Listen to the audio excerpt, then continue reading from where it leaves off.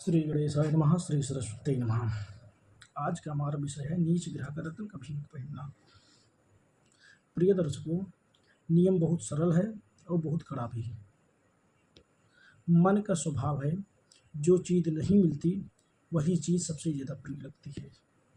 इस बात को कुंडली के माध्यम से मैं आपको समझा रहा हूँ।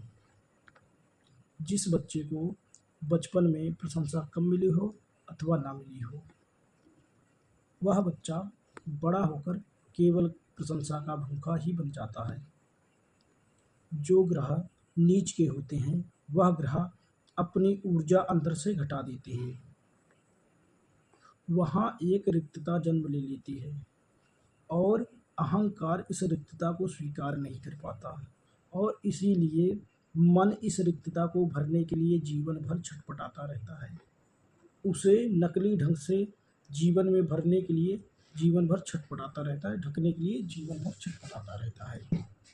मनोविज्ञान इसे अति क्षतिपूर्ति कहता है, लेकिन गीता ने इसे हजारों वर्ष पूर्व ही कह दी थी। क्या तो कहते, श्रेयान् स्वधर्मो विगुणः परधर्मा सुनुष्ठितात् स्वधर्मे निधनो श्रेयः परधर्मो भयावहः। अपना मार्ग अधूरा हो पर भी कल्याणकारी है और पराया मार्ग कितना भी चमकीला दिखे विनाशकारी और भयावह ही होता है। इस श्लोक से आपको पूरा सिद्धांत समझना चाहिए। नीच ग्रह की जो दशा है उस दिशा में दौड़ना भागना परधर्म है। वह जो मार्ग आपको देता है वह है ही नहीं आपके जीवन में, और त्रासदी ये है मन उसी ओर खींचता है जो सहज ना मिला हो। समझ गए? हमारा मन उसी चीज़ों के पीछे ज़्यादा भागता है जो हमको सहजता ना मिला हो। हमारा मन उसी ओर ज़्यादा भागता है जो चीज़ हमको प्राप्त नहीं है। जो चीज़ हमको प्राप्त हो गई उस चीज़ से मन ऊब जाता है और हमारा मन उसी चीज़ों के पीछे ज़्यादा भागता है जो चीज़ हमारे पास नहीं है। उसी ओर हमारा मन ज़्यादा खिंचाव महसूस करता है, ज़्यादा खींचता है। जो हमें प्राप्त है वह हमें कभी पर्याप्त नहीं होता। एक उदाहरण से समझाता हूँ। एक युवक है, लगभग उनकी उम्र 34 से 35 वर्ष की थी। 12 वर्ष से लगभग वो सरकारी नौकरी की तैयारी कर रहे थे और 3 बार तो अंतिम चरण में जाकर लौट जा रहे थे। माने बात बन नहीं रही थी। पैसे वगैरह तो जा ही रहा था, ताने पड़े रहे थे, समाज में ताने। उनके दोस्त वगैरह सब कुछ न कुछ कर रहे थे। कुंडली उनकी मैंने देखी, मकर लग्न की उनकी कुंडली थी और मकर लग्न के जातकों को नौकरी सूट करती है। उनकी कुंडली में तुला राशि पे 10वें भाव पे जाकर नीच के सूर्य बैठे थे। सूर्य किसके कारक हैं? सूर्य सत्ता, अधिकार, राजकीय पद और आत्मबल के कारक हैं। जिनकी कुंडली में सूर्य नीच के हैं, सीधी सी बात है, आजमा लीजिए। आज भी मैं एक कुंडली देख रहा था, नीच के सूर्य और शनि के दृष्टि से दृष्ट। मैंने उनको यही कहा कि मान सम्मान यश के पीछे आप दौड़ना भागना बंद कर दीजिए। जिनके कुंडली में रिक्तता है उनके भी कुंडली में यही था। जिनके कुंडली में रिक्तता है उनके भीतर भी यही था। वह अधिकार चाहते थे। जिनके जन्म कुंडली में सूर्य नीच के हैं, पीड़ित हैं, उनकी ज़्यादा चाह इस बात के पीछे बढ़ने लगती है कि मान सम्मान मिले। ध्यान से सुनिए, मैं आपकी ही कुंडली की बात कर रहा हूँ।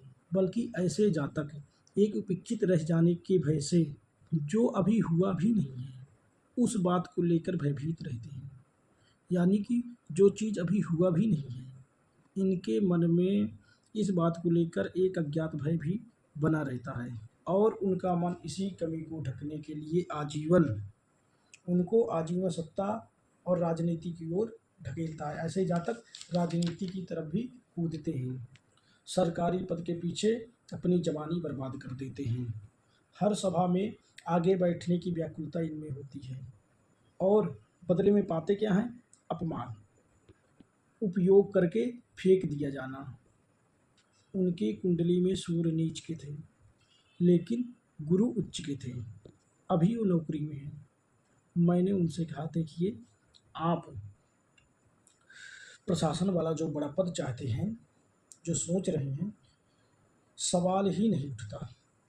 आप शिक्षण संस्था से जुड़िए, आप आदेश देने के लिए नहीं बने हैं, आप परामर्श देने के लिए बने हैं। गुरु उनके उच्च के थे, सूर्य उनके कमज़ोर थे, नीच के थे। तो मैंने उनसे कहा कि देखिए आप जो सोच रहे हैं कि प्रशासनिक बड़ा पद मिले, जो सोच रहे हैं वो नहीं मिलेगा। आप आदेश देने के लिए नहीं बने, आप परामर्श देने के लिए बने हैं। अब इसको भी देख लीजिए, जिनके शुक्र कन्या राशि में बैठे हैं, आप जानते हैं कन्या राशि में शुक्र नीच के हो जाते हैं। अब आप आजमा लीजिए, अब आप कुंडली खोलिए, जिनके जिनके भी शुक्र कन्या राशि में बैठे हैं उनको अपने सामने बैठा लीजिए और आजमाइए। अब उनकी कथा और मार्मिक है। कैसे? अब शुक्र प्रेम, सौंदर्य, सुख, भोग के कारक हैं। नीच शुक्र के जातक, नीच शुक्र वाले जातक के मन में एक आशंका बैठी रहती है, मन में एक गहरी आशंका बैठी रहती है कि जैसा मैं हूँ वैसा मुझे चाहने वाला, वैसा मुझे कोई नहीं चाहता या नहीं चाहेगा। ये उस जातक के मन में हमेशा बैठे रहती है कि जैसा मैं हूँ वैसा मुझे कोई नहीं चाहता, अर्थात मुझे कोई नहीं चाहेगा। इसीलिए इस रिक्तता को ढकने के लिए उसका मन दिखावा की ओर भागता है, सामर्थ्य से बढ़कर महंगे वस्त्र इत्यादि। तो कहने का तात्पर्य है वैभव का प्रदर्शन करना, दिखावा करते हैं ऐसे जातक। ऐसे जातक कमाई 20,000 की, किस्तें 40,000 की। ऐसे जातक संबंधों में भी बाहरी चमक ढूंढने लगते हैं, भीतर का जुड़ाव नहीं। इसीलिए इनका कई बार हृदय भी टूटता है, ऊपर से ऋण का जाल।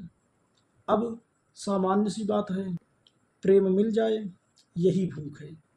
वह प्रेम है ही नहीं, मिला ही नहीं आपको।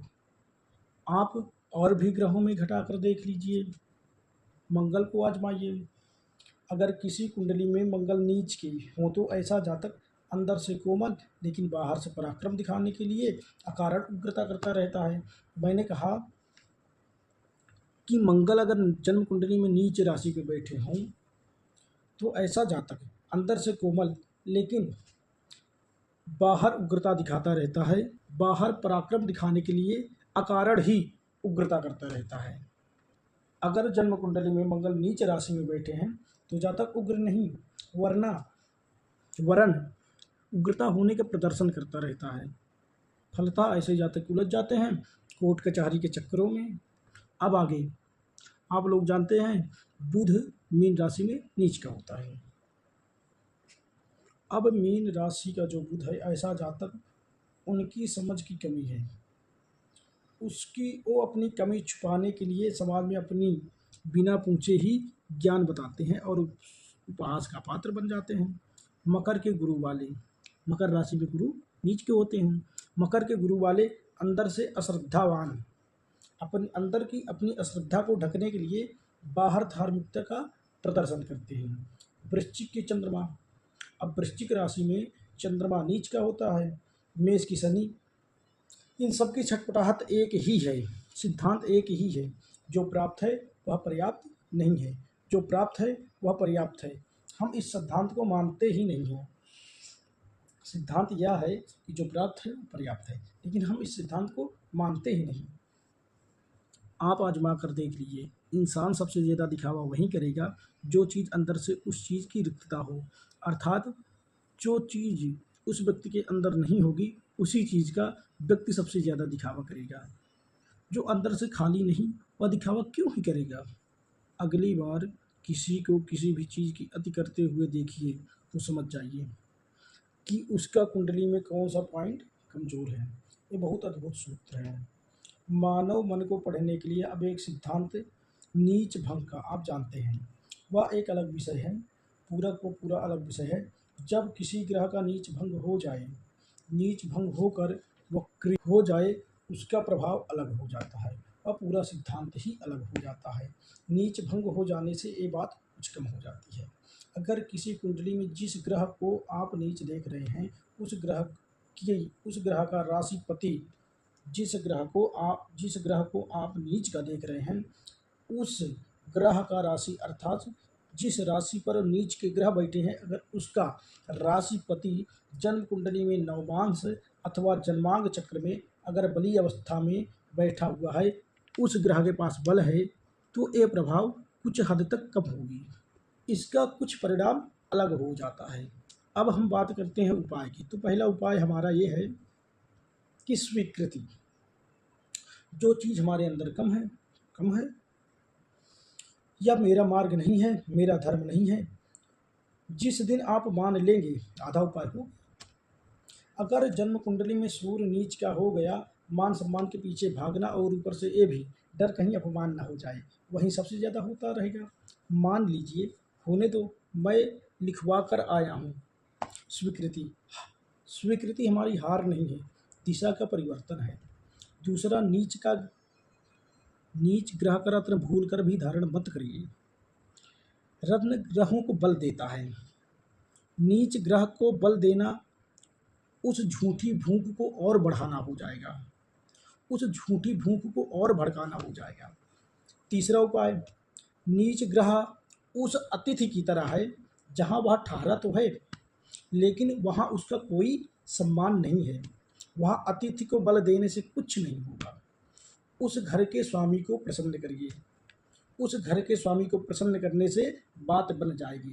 जो नीच का ग्रह बैठा है उसी भांति है कि कोई अतिथि आया किसी घर पे बैठा, लेकिन उसका वहाँ सम्मान नहीं है। उसी प्रकार है, जब भी कोई नीच का ग्रह बैठता है वो उसी अतिथि की भांति हो जाता है। तो उस अतिथि को अर्थात उस ग्रह को बल देने से कोई फल नहीं होगा। अर्थात जिस घर पे बैठे हैं नीच के ग्रह, उस राशि के स्वामी को आप बलवान करके उनको प्रसन्न करके उसका लाभ ले सकते हैं। तो उस राशि के स्वामी को बलि करिए। सूर्य कमजोर पड़ रहे हैं, अब सूर्य कमजोर कहाँ पड़ते हैं? सूर्य कमजोर पड़ते हैं तुला राशि पे, मेष पे उच्च के होते हुए तुला पे नीच के होते हैं। तो सूर्य को बल मत दीजिए। सूर्य तुला पे नीच के बैठे हैं तो आप शुक्र को बलवान करिए। उसी प्रकार बुध अगर कमजोर पड़ रहा है तो गुरु को बलवान करिए। गुरु कमजोर पड़ रहे हैं, शनि को बलवान करिए।